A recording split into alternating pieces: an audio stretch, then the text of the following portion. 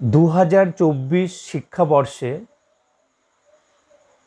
তোমরা যারা West Bengal state ইউনিভার্সিটির আন্ডারে ভর্তি হয়েছ, যাদের ফার্স্ট সেমে মাইনর সাবজেক্ট হিসেবে ইতিহাস সাবজেক্টটি আছে, তাদের জন্য আজকের এই ভিডিওটা। দেখো, ভিডিওটা সম্পূর্ণ দেখবে, না কেটে ভিডিওটা দেখবে, তাহলে তোমরা বুঝতে পারবে কোন কোন অধ্যায় আছে, কোন অধ্যায় থেকে কি ধরনের প্রশ্ন আসতে পারে। সব ধরনের বিষয় নিয়ে আজকে তোমাদের সাথে আলোচনা করব। তো দেখো, প্রথমেই যেটা তোমাদেরকে বলবো, প্রশ্নের প্যাটার্ন তোমাদের কিন্তু এটা জানতে হবে যে কোনো সাবজেক্ট নেওয়ার আগে বা পরীক্ষা দেওয়ার আগে সবার আগে প্রয়োজন তার সূচিপত্র এবং নম্বর বিভাজনটাকে জানা। তোমাদের সাথে যেটা আলোচনা করব সেটা প্রথম হচ্ছে নম্বর বিভাজন। এখানে তোমাদের এক্সটার্নাল পরীক্ষা, অর্থাৎ যেটা তোমাদেরকে বাইরে যে কলেজে গিয়ে পরীক্ষা দিতে হবে, বাইরের কলেজে পরীক্ষা দিতে গেলে তোমাদের কিন্তু 50 নম্বরের পরীক্ষা দিতে হবে। এই 50-এর মধ্যে কি কি থাকছে? এই 50-এর মধ্যে 2 নম্বরের 10টা শর্ট থাকছে, 15টা থাকবে, তার মধ্যে 10টা তোমাকে করতে হবে, অপশান থাকবে। তাহলে 10 দুগুণি 20। আর 5 নম্বরের লিখতে হবে দুটো, 5 দুগুণি 10। সেখানেও তোমরা অপশান পাবে, প্রচুর অপশান থাকে, তোমাদের লিখতে কোনো অসুবিধা হবে না। আর 10 নম্বরের থাকবে দুটো, 10 দুগুণি 20, সেখানেও কিন্তু তোমাদের অপশান থাকবে।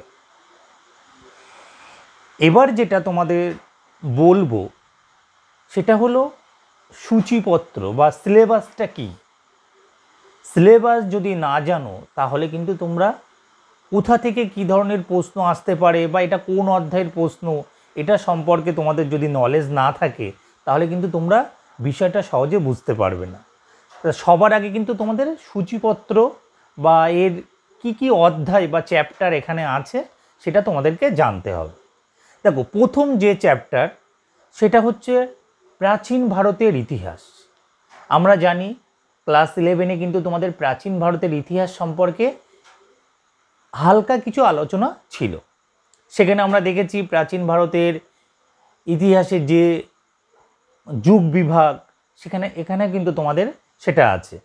প্রাচীন প্রস্তর যুগ, মধ্য প্রস্তর যুগ, নব্য প্রস্তর যুগ, এবং প্রত্যেকটা প্রস্তর যুগের বৈশিষ্ট্য, নব্য প্রস্তর যুগের বিপ্লব বলতে কী বোঝো, এখান থেকে কিন্তু এই ধরনের প্রশ্ন তোমাদের আসবে। পরের যে সেকেন্ড অধ্যায়টা সেটা হচ্ছে হরপ্পা তথা সিন্ধু সভ্যতা। তোমরা জানো এটাও কিন্তু 11 ক্লাসে তোমাদের ছিল হালকা। এখানে কিন্তু সেটা আরও বিস্তারিতভাবে পড়তে হবে। এখানে যে টপিকটা, এখান থেকে যে বা এই অধ্যায় থেকে যে ধরনের প্রশ্ন তোমাদের আসতে পারে সেটা হচ্ছে হরপ্পা সভ্যতার নগর পরিকল্পনা। এটা কিন্তু 5-এও আসতে পারে, আবার 10-এও আসতে পারে। তোমাদের কিন্তু 10-এ তৈরি করে রাখলে তবে কিন্তু 5-এ তোমরা লিখতে পারবে, কিন্তু 5-এ তৈরি করলে কিন্তু 10-এ লিখতে পারবে না। কারণ 10 এবং 5 দেখো হাফ, মানে 5, 10-এর হাফ হচ্ছে 5। সো আমাকে পয়েন্ট আরও বাড়াতে হবে। বেশি যদি পড়ে রাখো তাহলে তাকে কমাতে পারবে, কিন্তু কম পড়লে বাড়াতে কিন্তু সমস্যা হবে। তারপরে হরপ্পা সভ্যতার সামাজিক বা ধর্মীয় জীবন সম্পর্কে আলোচনা করো। হরপ্পা সভ্যতার ধ্বংসের কারণ আলোচনা করো। এখান থেকে কিন্তু এই ধরনের প্রশ্ন কিন্তু প্রতিবারই কম বেশি আসে। পরের যে চ্যাপ্টারটা সেটা হচ্ছে বৈদিক সভ্যতা। এখানে কি ধরনের প্রশ্ন? ঋগ বৈদিক যুগ এবং পরবর্তী বৈদিক যুগে নারীদের অবস্থান সম্পর্কে আলোচনা করো। তারপরে ঋগ বৈদিক যুগে সভা সমিতি, এখান থেকে কিন্তু এটা আসতে পারে। তারপরে যে অধ্যায়টা আছে দেখো, বৌদ্ধ ও জৈন ধর্ম। এখান থেকে আমরা কি হিনজান মহাযানের মধ্যে পার্থক্য, বৌদ্ধ আছে ধর্মের বৈশিষ্ট্য, জৈন ধর্মের বৈশিষ্ট্য, বৌদ্ধ ও জৈন ধর্মের মধ্যে তুলনামূলক আলোচনা। এখান থেকে কিন্তু এই প্রশ্নগুলো বা এরকম ধরনের প্রশ্ন কিন্তু তোমাদের আসতে পারে। পরের যেটা সেটা হচ্ছে মগধের উত্থান। এই মগধের উত্থান কিন্তু তোমরা 11 ক্লাসেও পড়েছো। মগধের উত্থান থেকে যেটা পরীক্ষায় আসে যে মগধের উত্থানের কারণ বা ষোড়শ মহাজনপদ কাকে বলে, বা ষোড়শ মহাজনপদের বৈশিষ্ট্য কিন্তু এখান থেকে দিতে পারে। তারপরে যেটা আছে সেটা হচ্ছে মৌর্য সাম্রাজ্য। এখানে তোমার মৌর্য সাম্রাজ্যের পতনের কারণ, চন্দ্রগুপ্ত মৌর্যের কৃতিত্ব বা সম্রাট অশোকের জনহিতকর কার্যাবলী বা কলিঙ্গ যুদ্ধের হত্যালীলা অশোকের জীবনে কী পরিবর্তন এনেছিল বা অশোকের ধম্ম বিজয় নীতি, এই ধরনের প্রশ্ন কিন্তু এখান থেকে আসতে পারে। তারপরে যেটা সাতবাহন যুগ, এখানে সাতবাহন যুগের থেকে খুব একটা ইম্পর্টেন্ট কিছু নেই, এটাকে তোমরা চাইলে পড়তেও পারো অথবা এটাকে ছেড়ে দিয়ে এর অপশানে অন্য যে প্রশ্ন আছে সেটাও তোমরা পড়তে পারো, ওই কারণে এই বিষয়টা নিয়ে বেশি আলোচনা করলাম না। এরপরে যেটা আছে সঙ্গম যুগ। দেখো এখানে সঙ্গম সাহিত্য, টিকা লেখো সঙ্গম সাহিত্য বা সঙ্গম যুগের সংক্ষিপ্ত পরিচয় দাও, এটা কিন্তু এখান থেকে আসতে পারে।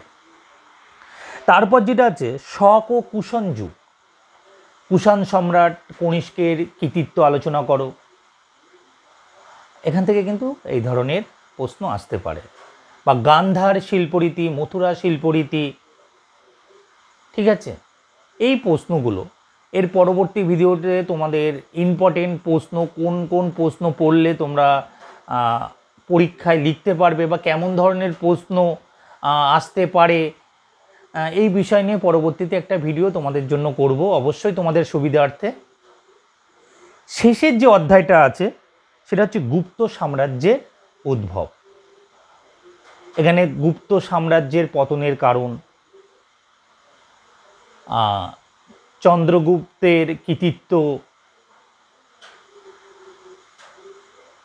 তারপরে তোমাদের এখান থেকে আসতে পারে গুপ্ত যুগকে কি সুবর্ণ যুগ বলা যায়, যুক্তিসহ আলোচনা করো। বা গুপ্ত যুগের অগ্রাহার ব্যবস্থা বা ভূমিদান প্রথা, এখান থেকে কিন্তু তোমাদের এই প্রশ্নগুলো আসতে পারে।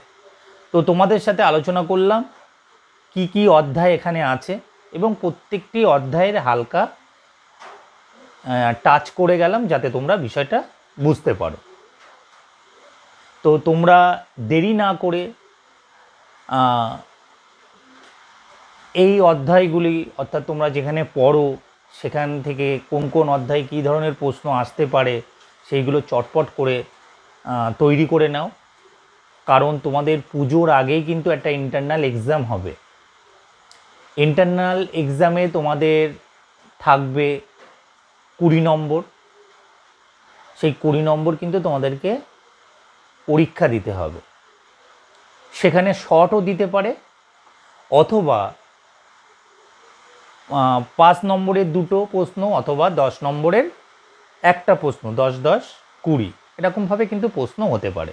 তোমাদের 2 থেকে 3টে সেটের প্রশ্ন হয় ইন্টারনাল এক্সামে, তোমরা কিন্তু তার জন্য তৈরি থেকো, কারণ যেহেতু তোমাদের রোল নম্বরের ওপর ভিত্তি করে তোমাদেরকে ফার্স্ট হাফে সেকেন্ড হাফে এরকম পরীক্ষার শিডিউলটা তৈরি হয়।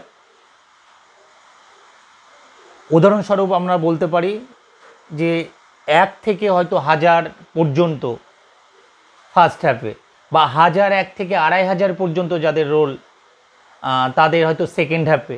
এবার তোমরা যারা ফার্স্ট হাফে পরীক্ষা দিতে যাচ্ছ তাদের যে প্রশ্ন, সেকেন্ড হাফে যারা পরীক্ষা দিতে যাচ্ছ তাদের প্রশ্ন কিন্তু একটু আলাদা হবে। সেই কারণে তোমাদেরকে কিন্তু এক্সট্রা প্রশ্নের অ্যান্সার তৈরি করে যেতে হবে। তোমরা এই অধ্যায়গুলো ভালো করে পড়ো এবং এখান থেকে যে প্রশ্নগুলো আসতে পারে আমি পরবর্তীতে একটা ভিডিও তোমাদের জন্য করব, সেখানে বলে দেবো যে 10 নম্বরের জন্য কোন কোন প্রশ্ন বা কোন অধ্যায় থেকে কী ধরনের প্রশ্ন আসতে পারে, বা 5 নম্বরের জন্য কোন কোন প্রশ্নগুলো তোমরা পড়বে, আর সাথে 2 নম্বরের শর্ট প্রশ্ন। প্রত্যেকটা প্রশ্ন নিয়ে আলোচনা করব। তোমরা এইভাবে সাথে থেকো, পাশে থেকো, এবং তোমরা যদি সাপোর্ট করো তাহলে এই ধরনের ভিডিও তোমাদের জন্য বা তোমাদের স্বার্থে তৈরি করব, যাতে তোমাদের বুঝতে সুবিধা হয়। কারণ তোমরা অনেকেই আছো যারা টিউশন পড়ো না বা বিভিন্ন কর্ম বা ক্ষেত্রে বা কর্মের সাথে যুক্ত,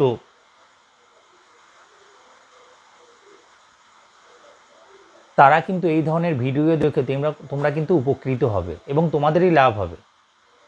আর যারা টিউশন পড়ো তাদের তো খুবই সুবিধা, এখান থেকে এই ধরনের ভিডিও দেখে তোমরা বিষয়টি বুঝে টিচারের সঙ্গে আলাপ আলোচনার মাধ্যমে কিন্তু তোমাদের জ্ঞানকে আরও বাড়াতে পারবে। সর্বোপরি কিন্তু তোমরা যেখানে টিউশন পড়ো বা নোটস নির্ভর বা নোটস কালেকশন করো, সমস্ত যা কিছু করো না কেন তার মূলে কিন্তু তোমাকে বাড়িতে স্টাডি করতে হবে। তুমি পরীক্ষার সময় শর্ট টাইমের মধ্যে কিন্তু এত বড় অ্যাসাইনমেন্ট টাইপের প্রশ্ন বিস্তারিত আলোচনা করতে পারবে না। তার জন্য তোমাকে কিন্তু প্র্যাকটিস করতে হবে, কারণ উইদাউট প্র্যাকটিসে তুমি কিন্তু হলে লিখতে পারবে না।